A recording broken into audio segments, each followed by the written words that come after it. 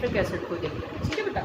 तो nitric acid को देखो, इसको हम लैब में प्रिपेयर करते हैं, जैसे कि हमने सोडियम नाइट्रेट ले लिया, क्योंकि नाइट्रिक एसिड NO3 तो होता है। नाइट्रिक एसिड का फॉर्मूला पता है ना कैसा क्या होता है, देखो HNO3।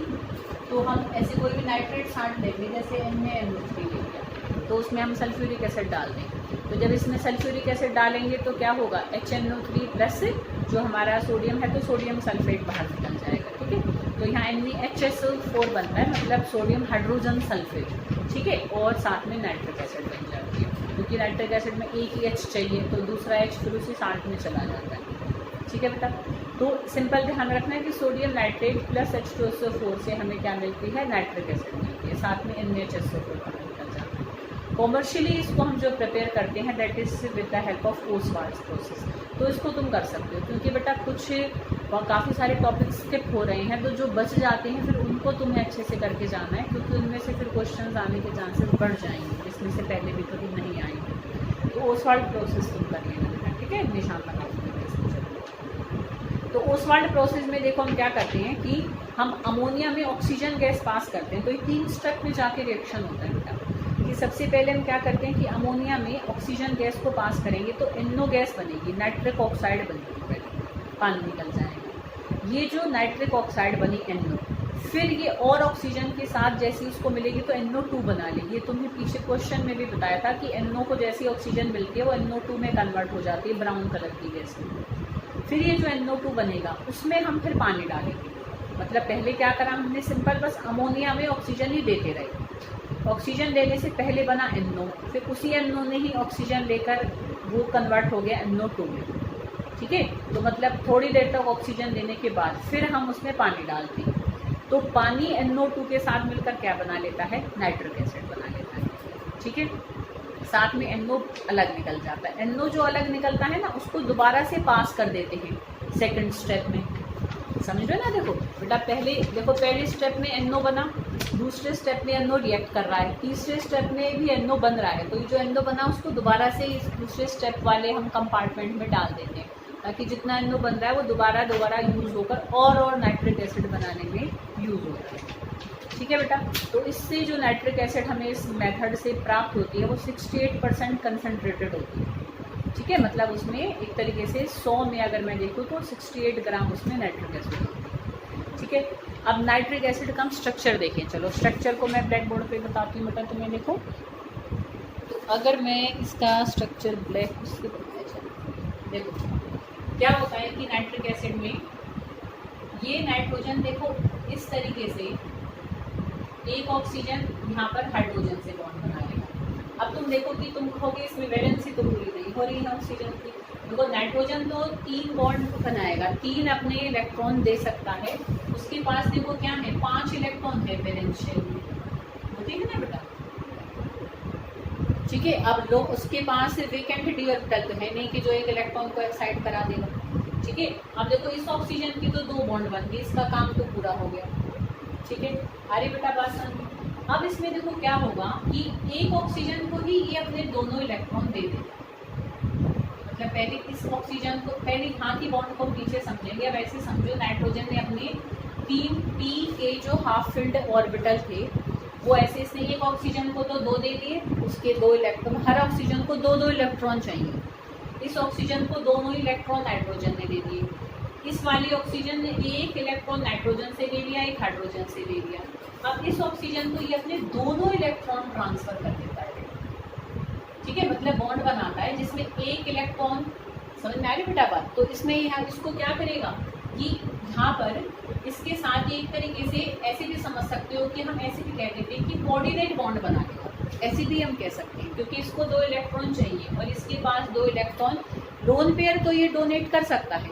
मतलब नाइट्रोजन जब भी चौथी बॉन्ड बनाता है बेटा, तो या तो वो कोऑर्डिनेट होगी, या फिर ऐसे भी हम दिखा सकते हैं कि भाई नाइट्रोजन ने उसको कंप्लीट ट्रांसफर कर दिया, ठीक है, एक इलेक्ट्रॉन का, और इस पर हम नेगेटिव और इस पर हम पॉजिटिव चार्ज भी शो कर देते हैं।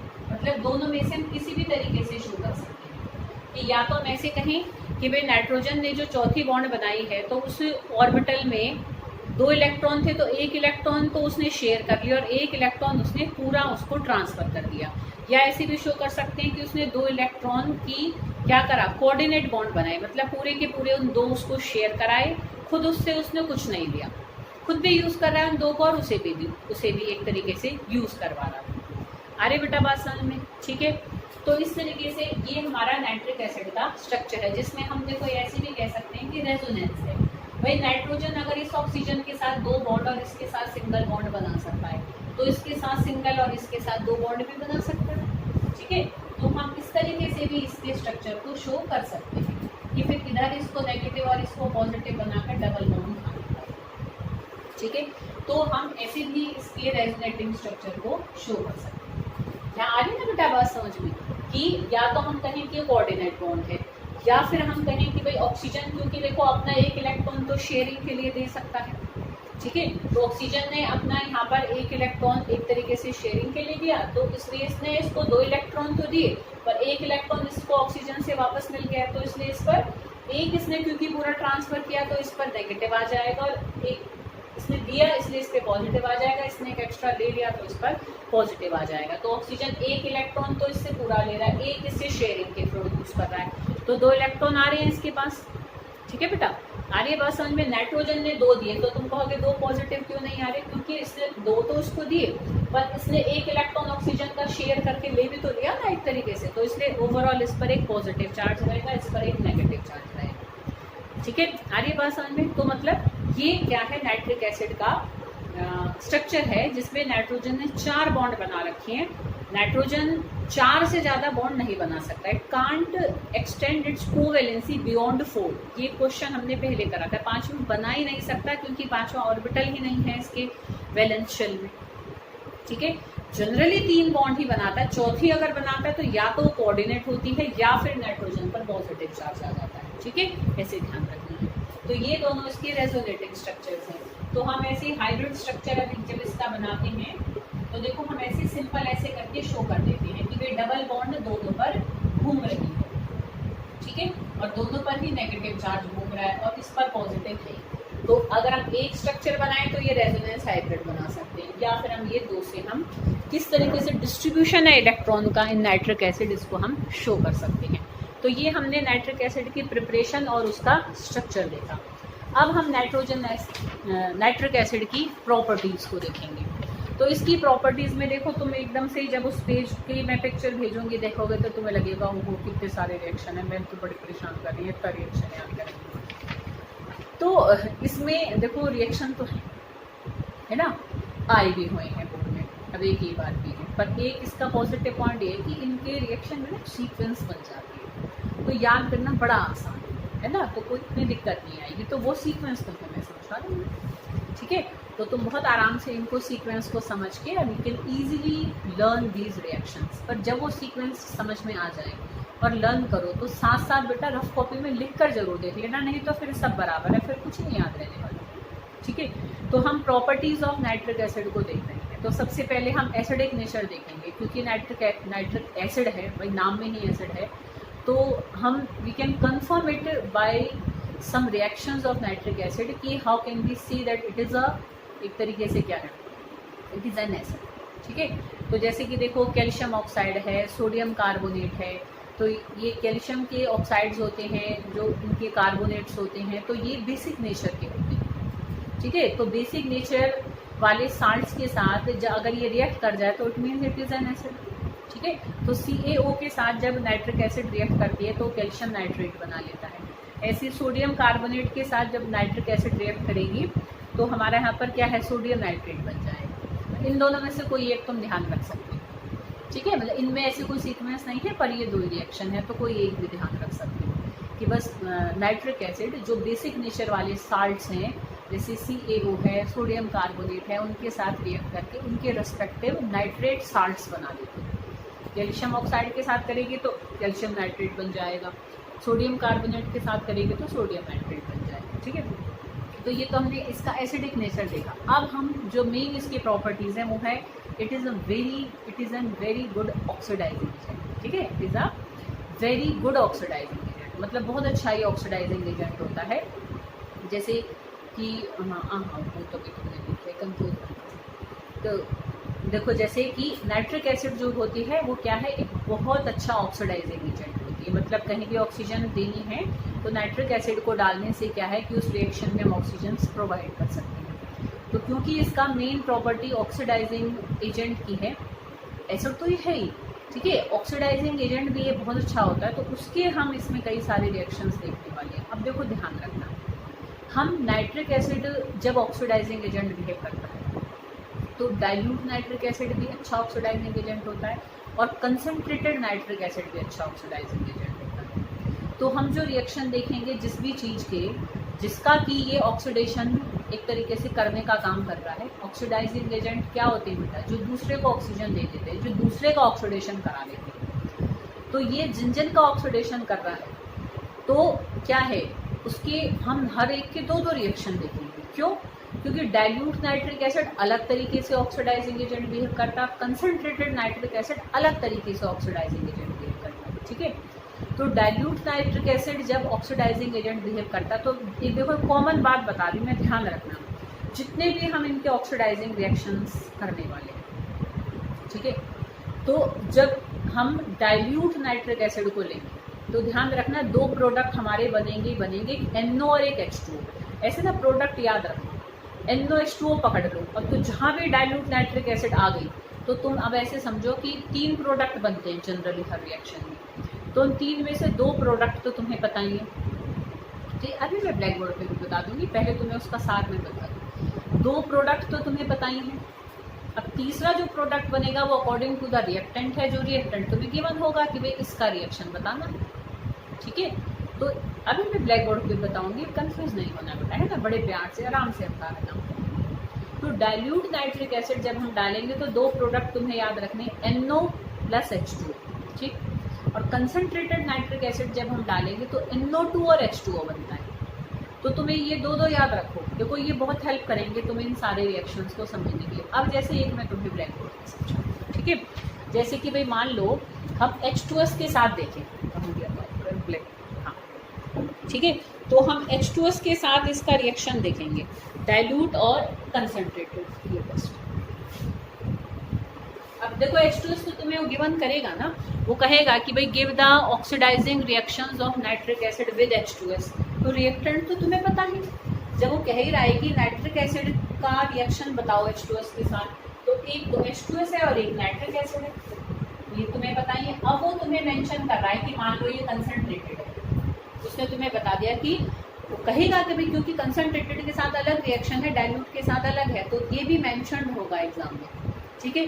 तो कंसनट्रेटेड है तो अब तुम देखो कि तुम्हें 2 पता है, कौन कौन से पता है कि NO2 बनेगा, एक H2O बनेगा। अब ये कॉमन ऐसे याद रखना। और H2S का जब भी ऑक्सीडेशन होता है ना बेटा, तो वो हमेशा सल्फर में कन्वर्ट होता है। तो तुम्हें ऐसे याद रखना है कि अगर H2S आ जाए तो क्या याद रखना है, सिर्फ सल्फर याद रखना है, ये प्रोडक्ट याद रखना है। बाकी तुम्हें ये ध्यान रखना अगर कंसनट्रेटेड है तो ये दोनों तो बनेंगी बनेंगी, ठीक है। ऐसे ही अगर H2S का डाइल्यूट के साथ आ जाए, ठीक है, तो डाइल्यूट के साथ क्या बनते हैं, NO और H2O बनते ही बनते हैं। और H2S हमेशा किस में कन्वर्ट होता है, सल्फर में ही कन्वर्ट होता है, समझ रहे हो। तो अगर H2S का रिएक्शन आ गया, किसके साथ आएगा, नाइट्रिक एसिड के साथ, तो रिएक्टेंट तो तुम्हें पता नहीं। प्रोडक्ट में अगर रिएक्टेंट में H2S हो तो प्रोडक्ट में S बनेगा ही बनेगा। अब कंसनट्रेटेड के साथ कॉमन याद रखो, NO2 और H2O बनते बनते, और डाइल्यूट में NO और H2O बनते बनते, ठीक है। बैलेंसिंग का ऐसा है कि तुम बैलेंसिंग को देखो, तुमने वैसे भी 11th में 9th में ही 10th में ही सीख रखी है, तो बैलेंस कर दो तो बहुत अच्छी बात है, ठीक है। नहीं भी कर पाओ तो इसमें इतनी कोई ऐसे परेशान होने वाली बात भी नहीं, ठीक है ना। तो हम इसको ऐसे करना चाहें तो देखो इसको हम जैसे, ये तो मुझे लग रहा है जैसे पहले से ही बैलेंस नहीं, बैलेंस देखो बेटा, यहाँ पर जैसे 2 हाइड्रोजन और 1 हाइड्रोजन है, तो हम यहाँ बढ़ा देंगे, ठीक है, क्योंकि वहाँ हमें देखो जैसे इस पहले वाले में सल्फर हमारा यहाँ पर 1 है और इस 1 से ही हमारा काम चल रहा है, ठीक है ना।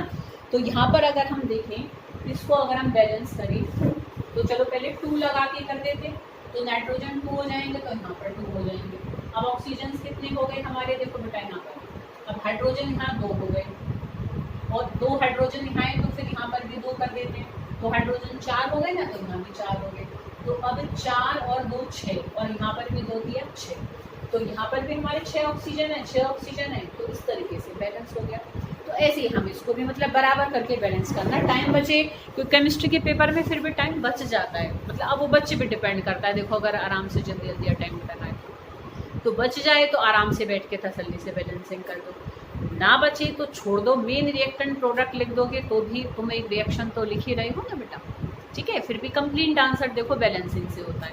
तो पर क्योंकि लर्निंग का बहुत ज़्यादा हो जाता है, मान लो जैसे तुम जब बैलेंस कर रहे हो तो कोई एक उसका याद रख लिया, ठीक है, जैसे ऐसे याद रख लो कि इसमें सल्फर एक होता है, इसमें ना सल्फर 3 बनते हैं, तो इसके सहारे से बाकी फिर चीज़ें बड़ी जल्दी जल्दी बैलेंस होती चली जाती हैं, ठीक है। ऐसे फिर हम उसको बैलेंस करते चले जाते हैं आराम से, ठीक है। इसको करोगे ना, देखो बेटा यहाँ, तो यहाँ पर क्योंकि ये सल्फर 3 हो गया, हाइड्रोजन बढ़ गए, तो यहाँ पर हम इधर भी इसको 2 ही करना पड़ेगा तभी बैलेंस हो पाएंगे। फिर यहाँ 2 कर दो, अब हाइड्रोजन यहाँ कितने हो गए, 6 और 2 8, तो यहाँ 4 कर दो, ठीक है। देखो ये भी बैलेंस हो, ठीक है। तो ऐसे मतलब बैलेंसिंग का टाइम हो तो करो, अदरवाइज तुम रिएक्टेंट प्रोडक्ट ऐसे ध्यान रख सकते हो कि कंसनट्रेटेड के साथ NO2 और H2O बनेगा, डाइल्यूट के साथ NO और H2O बनेगा। अब जो प्रोडक्ट बचेगा वो डिपेंड करता है कि रिएक्टेंट कौन सा, अगर H2S है तो सल्फर बनेगा, ठीक है। अरे बेटा बात समझ में। ऐसे दूसरा देखो विद SO2, तो SO2 हमेशा कन्वर्ट होता है H2SO4, तो अगर यहाँ पर क्या है, H2S की जगह क्या है, SO2 है, तो प्रोडक्ट क्या बनेगा, H2SO4। अब क्योंकि देखो H2SO4 बन गया तो हाइड्रोजन तो सारा उसी में यूज़ हो गया, तो उस केस में वाटर नहीं बनेगा। बस एक ये वाला केस है, जैसे मैंने कहा ना कि कंसनट्रेटेड के साथ NO2 और H2O बनते हैं, पर जब हम SO2 लेंगे तो H2O नहीं बनेंगे, क्योंकि हाइड्रोजन तो सारा SO2 जिस प्रोडक्ट में कन्वर्ट हुआ था किसमें, H2SO4 में, तो हाइड्रोजन सारा वहीं यूज़ हो गया। तो कंसनट्रेटेड नाइट्रिक एसिड लेंगे तो क्या बनेगा, NO2 बनेगा, और अगर हम डाइल्यूट नाइट्रिक एसिड लेंगे तो NO बनेगा, और बस 2 ही प्रोडक्ट यहाँ बनेंगे कि H2SO4 प्लस NO2 कंसनट्रेटेड के साथ और H2SO4 प्लस NO डाइल्यूट के साथ, ठीक है। ऐसे ध्यान रखो और एक बार लिख कर देख लो, पर टाइम ज़्यादा तो नहीं हो गया, क्योंकि वीडियो बड़ी हो जाए और बड़ी। चलो तो जो नेक्स्ट बताती हूँ मैं, नेक्स्ट वीडियो में बताती हूँ बेटा वीडियो।